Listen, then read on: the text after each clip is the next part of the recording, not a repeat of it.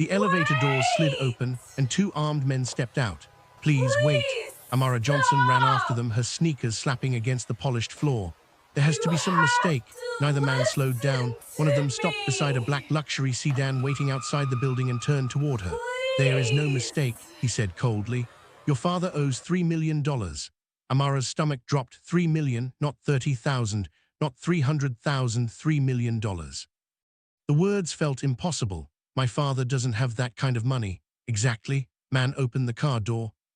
Amara took a step back. The city lights reflected in the man's dark sunglasses. "What happens if I don't?" The man gave her a look that made her blood run cold. "Then the debt remains unpaid." That was all he said. He didn't need to say more. Everyone knew who collected debts for Kang Ji-hoon, and everyone knew what happened when those debts weren't paid. Amara swallowed hard. 3 days earlier, her life had been normal, not easy, but normal. She worked double shifts at a hospital as a nursing assistant. She rented a tiny apartment. She paid her bills. She tried to ignore the constant disappointment that came with having Marcus Johnson as a father. Marcus had once owned a successful import business. Then came gambling, then drinking, then lies, then debt. Over the years, Amara had forgiven him more times than she could count. Every time he promised to change. Every time he failed.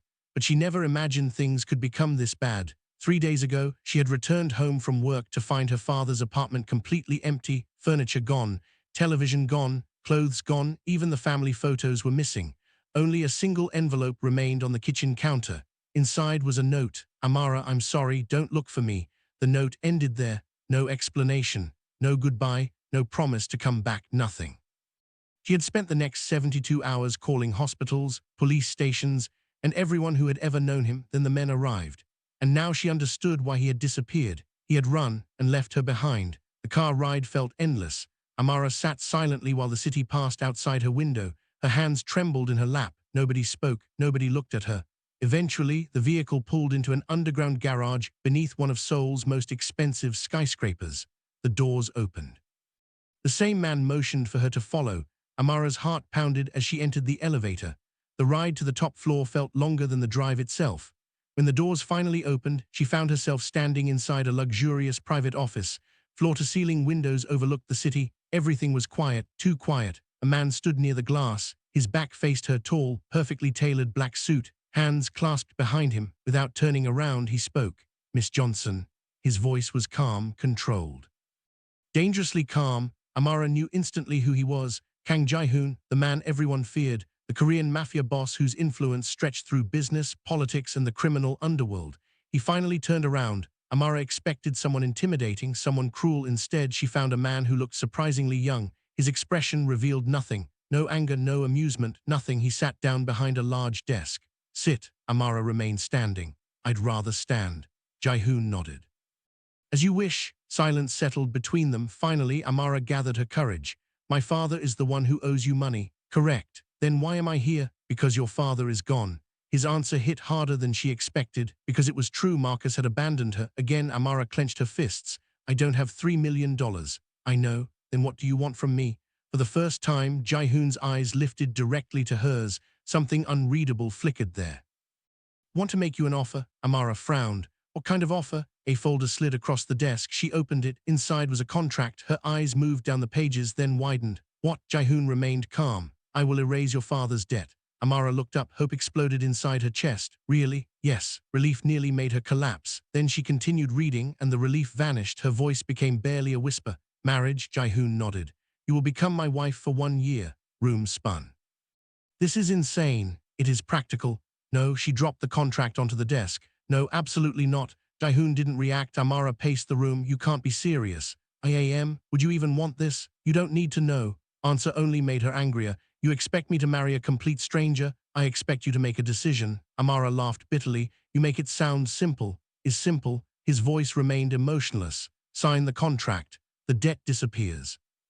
"If I don't?" A long silence followed. Ji-hoon's gaze never left her face. "Debt remains." Amara felt her chest tighten. Every option felt impossible. She wanted to scream, to cry, to run. Instead, she stood there staring at the contract. 1 year, just 1 year, but it felt like a lifetime. "What exactly would I have to do?" Ji-hoon leaned back slightly. "Live in my home." "That's it?" "No." His eyes narrowed slightly. "You will attend events with me." She nodded slowly. And you will be my wife in every public sense. The words hung in the air. Amara looked away. Humiliation burned through her. How had her life become this? 1 week ago she had been planning her future. Now she was negotiating marriage with a mafia boss because of her father's mistakes. Her voice cracked. He ruined my life. Ji-hoon's expression shifted almost imperceptibly. Your father made choices. Amara laughed bitterly. And I get punished for them. For a moment neither spoke. Then Ji-hoon surprised her. No, she blinked. What? His voice softened slightly. I don't believe you're being punished. Before she could ask what he meant, the moment vanished. His face became unreadable again. You have 24 hours. Amara stared at him. That's all, that's all. She left the building feeling even more confused than when she had arrived. The contract sat heavily inside her bag. The next day was torture. She called every relative she had. Nobody could help. She tried contacting her father again. Nothing. No answer, no response. No sign he even cared. By evening, reality had become impossible to ignore. She was alone, completely alone. That night, Amara sat on her bed staring at the contract. Tears rolled down her cheeks, not because she wanted to marry Kang Ji-hoon, but because she finally accepted the truth. Nobody was coming to save her, not her father, not her friends, not anyone. The next morning, she returned to the skyscraper. Ji-hoon was waiting. Almost as if he already knew her answer, Amara placed the signed contract on his desk. His eyes moved to the signature, then back to her. Made your decision? She nodded. A painful lump formed in her throat. Yes, the first time. Something resembling relief crossed Ji-hoon's face. It disappeared so quickly she wondered if she imagined it. Then welcome, Mrs. Kang. Amara closed her eyes. The words felt unreal. A contract wife to a mafia boss, all because of a debt she never created. Little did she know, signing that contract wasn't the biggest mistake of her life. It was the beginning of a secret that would change everything she thought she knew about Kang Ji-hoon. And if you're already hooked by this story, take a moment to like the video, subscribe to the channel, and tell us in the comments. Would you sign a 1-year marriage contract to save your family from a $3 million debt? Amara expected the wedding to be extravagant. Instead, it lasted less than 15 minutes. A private room, a legal efficient. A handful of witnesses, no flowers, no celebration, no family, no happiness, just signatures. When it was over, the officiant smiled politely. Congratulations. Amara forced a smile. Ji-hoon simply nodded. Then they left. Just like that, she was married. The reality didn't fully sink in until the massive gates of Ji-hoon's estate opened. Amara stared through the car window.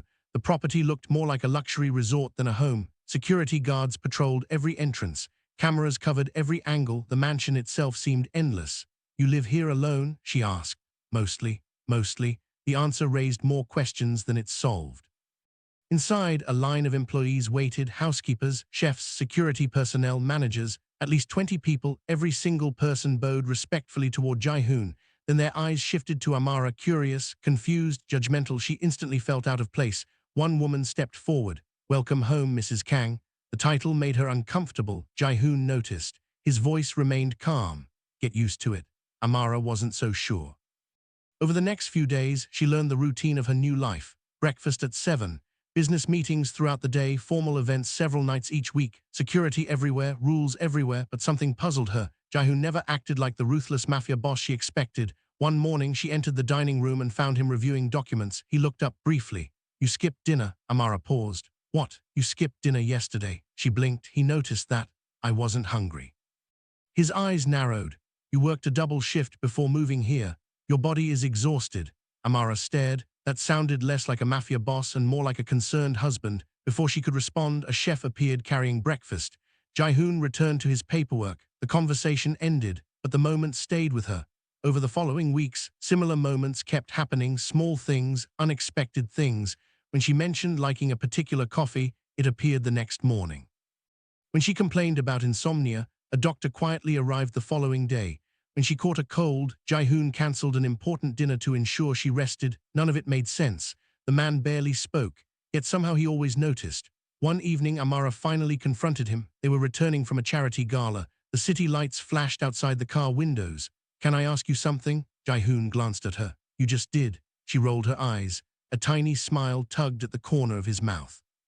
The first genuine smile she had ever seen from him. It vanished quickly. Why are you really doing this? His expression hardened. You know why? She shook her head. I know the reason you gave me. Silence. You could have chosen anyone. Still silence. You could have found 100 women willing to marry you. Nothing. Amara folded her arms. That's not an answer. It's the only one you're getting. Frustration burned inside her, yet beneath it was curiosity. Because the more time she spent around him, the less she believed the marriage was truly about the debt. Something wasn't adding up. The first major crack in their arrangement came 2 months later. Amara was leaving a bookstore when a black SUV suddenly stopped beside her. The rear door opened. A man stepped out. Amara immediately sensed danger. His smile never reached his eyes. "Mrs. Kang," her stomach tightened. "Who are you?" "Someone with advice." More men emerged from the vehicle. Amara instinctively stepped backward. The first man laughed. "Tell your husband that Seoul doesn't belong to him." Fear rushed through her body. The man leaned closer. "Tell him we're coming." SUV sped away moments later. Amara stood frozen, shaking, terrified. That night she told Ji-hoon everything. The moment she finished speaking, the room fell silent, dangerously silent. Ji-hoon's face became unreadable. His jaw tightened. The air itself seemed colder. Finally, he spoke. What did they look like? She described them, every detail she could remember. The longer she spoke, the darker his expression became. When she finished, he stood abruptly. "Stay here." Amara grabbed his arm. "Ji-hoon." He looked down at her hand, then at her face. "What's happening?" For several seconds, neither moved. Finally, he sighed. "My enemies are becoming impatient." The words chilled her. "Enemies?" Ji-hoon gave a humorless laugh. "You didn't think my life was simple, did you?" Amara didn't answer. Because the truth was obvious. She had married a powerful man. Power always created enemies. "What happens now?" His eyes softened slightly. "Nothing." She frowned. "Approached you because they couldn't approach me." His voice became firm. "I won't allow it to happen again." Some reason those words made her feel safe, and that realization frightened her, because she was starting to trust him. Weeks passed, then months. The line between contract and reality slowly blurred. They shared meals, conversations, private jokes.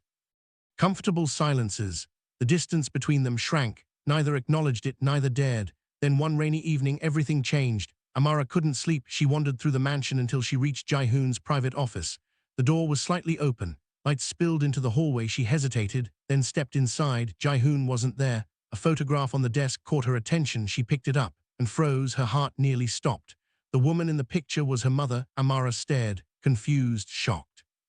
Terrified. It was definitely her. The same smile, the same eyes, the same face she had loved her entire life. But the photograph looked old, very old. Why would Ji-hoon have this? Her hands trembled. "Because she saved my life." Amara spun around. Ji-hoon stood in the doorway. Rain dripped from his coat. His expression revealed something she had never seen before. Pain, real pain. Amara looked down at the photo, then back at him. "What are you talking about?" Ji-hoon entered slowly. His eyes never left the photograph. 20 years ago, I was 16. He paused. "I was stabbed during a gang conflict." Amara remained silent. "I escaped." His voice was distant now, like he was reliving the memory. "I collapsed near a community center." He swallowed. "Your mother found me." Amara's chest tightened. Ji-hoon continued. "She didn't know who I was. She didn't care. Took me inside, treated my wounds, hid me from the people looking for me. Room felt impossibly still. She saved my life." Amara looked at the photograph again. Tears formed in her eyes. Her mother had died years earlier. Hearing this story felt like discovering a hidden piece of her. "What happened after that?" Ji-hoon looked away. "When I returned to thank her." "She was gone." Amara's throat tightened. "Gone. I learned she had passed away." Silence, heavy, emotional, painful. Ji-hoon's voice dropped. "I spent years trying to find her family." Amara felt her heartbeat quicken. Years, not months, years. Then the truth slammed into her. The debt, the contract, the marriage. Her eyes widened. "Wait." She stepped closer. "You knew who I was before we met." Ji-hoon didn't answer. He didn't need to. The silence told her everything. "You already knew." His jaw tightened. "Yes." Amara stared at him. The entire foundation of her world shifted. "You found me. You knew my father owed money. The marriage." Ji-hoon's eyes met hers. For the first time since she'd known him, every wall seemed gone. Marriage was never about the debt. Room fell silent. Amara's heart pounded so hard it hurt. Everything suddenly made sense. The kindness, the protection, the attention, the concern. He hadn't chosen her randomly. He had been watching over her for years. And somehow that realization affected her more than anything else. Because for the first time since her mother died, someone had chosen to stay. Someone had chosen to protect her, not because they had to, but because they wanted to.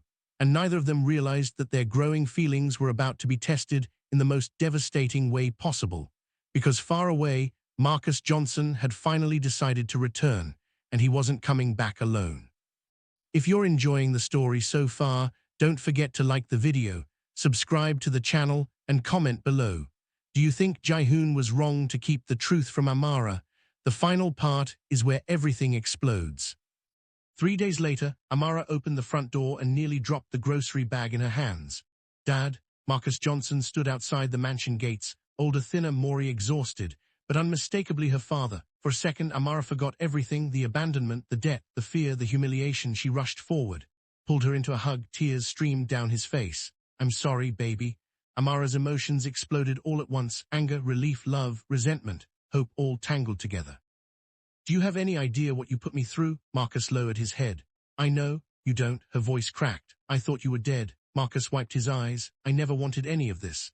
Amara wanted to believe him, she really did, because despite everything he was still her father, and part of her still loved him. Ji-hoon remained skeptical from the moment Marcus arrived. That evening he sat across from Amara in the dining room. I don't trust him, Amara sighed. He's my father. Exactly, answer irritated her. People make mistakes. Ji-hoon's gaze hardened. Running away and leaving your daughter behind isn't a mistake.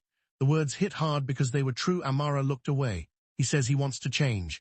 Ji-hoon didn't respond immediately. When he finally spoke, his voice was quiet. Be careful. Some reason that warning stayed with her. Days passed. Marcus seemed different. He apologized repeatedly. He helped around the estate. He acted respectful. Even Ji-hoon's staff slowly began lowering their guard. Amara wanted desperately to believe her father had changed. Unfortunately, Ji-hoon had been right. One rainy evening, Marcus sat alone inside a dark parking garage. A black SUV rolled into the shadows, the rear window lowered, a man inside smiled. Did you get the information? Marcus hesitated. His hands trembled. The man inside the vehicle noticed. Lose your nerve now, Marcus swallowed. You promised nobody gets hurt. Man laughed. You still believe promises? Marcus handed over flash drive. The rival syndicate leader took it. Inside were details about Ji-hoon's operations, security schedules, meeting locations, protected routes, everything. The information could destroy him. Marcus closed his eyes, shame washed over him. But greed won again, just like it always had. 2 nights later, disaster struck. Amara was leaving a charity event alone. Her security detail was only a few steps behind. Then tires screamed. A van jumped the curb, masked men rushed out. Amara, she turned, too late, strong hands grabbed her, she screamed, fought, kicked, but there were too many, the world blurred, a cloth covered her mouth, darkness swallowed everything. Back at headquarters, Ji-hoon's phone rang, the room fell silent when he answered, a distorted voice spoke. We have your wife. Every person in the room froze, Ji-hoon's expression didn't change, but the temperature seemed to drop. What do you want? The voice laughed. Your empire, silence. Or we start sending pieces of her back. Several of Ji-hoon's men looked away, they had worked for him for years. They had seen him negotiate wars, seen him face assassins, seen him stare down powerful enemies without fear. Yet now, something was different. The moment the call ended, Ji-hoon stood. His voice was deadly calm. Find her. Nobody moved, because they all understood what that tone meant. Ji-hoon looked around the room. His eyes burned with controlled fury. Every vehicle, every warehouse, every contact. I don't care what it costs. One of his lieutenants spoke carefully. Boss, if we attack without a plan. Ji-hoon slammed his fist onto the table. The room shook. For the first time in years, his control cracked. They took my wife. Nobody spoke again. Meanwhile, Amara woke inside a warehouse. Her head pounded. Her hands were tied. Fear gripped her chest. Several armed men stood nearby. One approached. Your husband is causing a lot of trouble. Amara stared at him. He'll come. Man laughed. That's exactly what we're counting on. Hours passed. Then more hours. The fear became unbearable. Yet one thought remained constant. Ji-hoon would come. She didn't know how, she didn't know when, but she believed it. And that realization shocked her because somewhere along the way, she had fallen in love with him. Back at headquarters, new information arrived. A location, a warehouse near the docks. Ji-hoon's men prepared immediately, weapons, vehicles, armor. The operation moved fast. One lieutenant hesitated before entering the vehicle. Boss, Ji-hoon looked at him. If this is a trap, it is. Lieutenant frowned. Ji-hoon's expression hardened. But they're expecting the Mafia boss. He loaded a weapon. What they're getting is a husband. Convoy moved. The warehouse erupted into chaos minutes after arrival. Gunfire echoed. Men shouted. Windows shattered. The rival syndicate never expected Ji-hoon to attack so aggressively. His forces tore through the building, room by room, floor by floor. Until finally, he found her. Amara sat tied to a chair. The moment their eyes met, tears filled hers. Ji-hoon. He crossed the room immediately, ignoring everything else, ignoring everyone else. Only her mattered. His hands shook slightly as he untied the ropes, a rare sight. The feared Mafia boss was shaking. Amara touched his face. I'm okay. Relief flooded his features. Then anger returned. He turned toward the remaining kidnappers. The look in his eyes made them step backward. One man tried to run. Another dropped his weapon. They suddenly understood. This wasn't business anymore. This was personal. Minutes later, the syndicate collapsed. Their leaders were arrested, their operations destroyed, their power gone. The war was over. But one final truth remained. Back at the mansion, evidence revealed how the kidnapping happened. The leaked information, the flash drive, the meetings, the routes, everything pointed to one person, Marcus Johnson. Amara stared at the evidence, her hands trembled. No, Ji-hoon remained silent. No. Tears rolled down her cheeks. He wouldn't. But deep down, she already knew. Marcus confessed the next day. The shame on his face said everything. I didn't think it would go this far. Amara laughed bitterly through tears. You never do. Marcus lowered his head. I was desperate. You abandoned me. Her voice broke. You sold out the one person who protected me. Marcus couldn't answer because there was no defense, no excuse, no justification.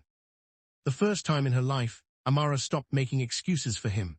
The authorities arrested Marcus shortly afterward. As he was led away, he looked back.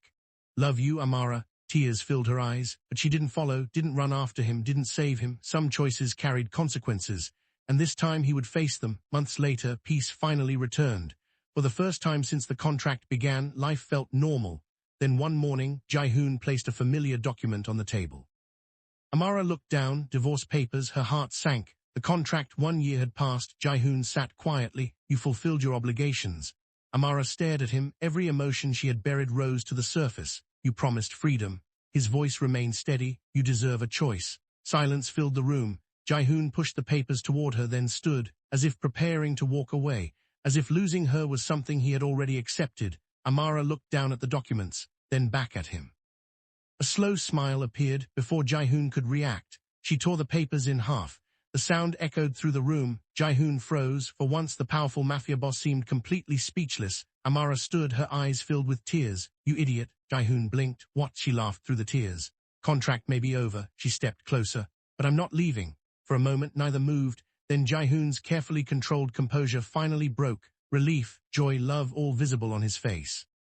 The walls he had spent years building collapsed completely.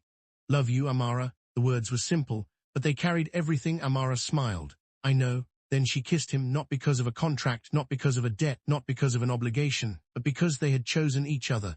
The daughter of a man who ran away, and the mafia boss who stayed. Sometimes the greatest debts cannot be repaid with money. Sometimes they are repaid with loyalty, with sacrifice, with love. And sometimes, the person who enters your life, because of a tragedy, becomes the reason your life changes forever. If you enjoyed this story, don't forget to like the video, subscribe to the channel, and comment below. Would you have accepted Ji-hoon's contract if it meant saving your family? And do you think Amara made the right choice by giving her father one final chance? We'll see you in the next story.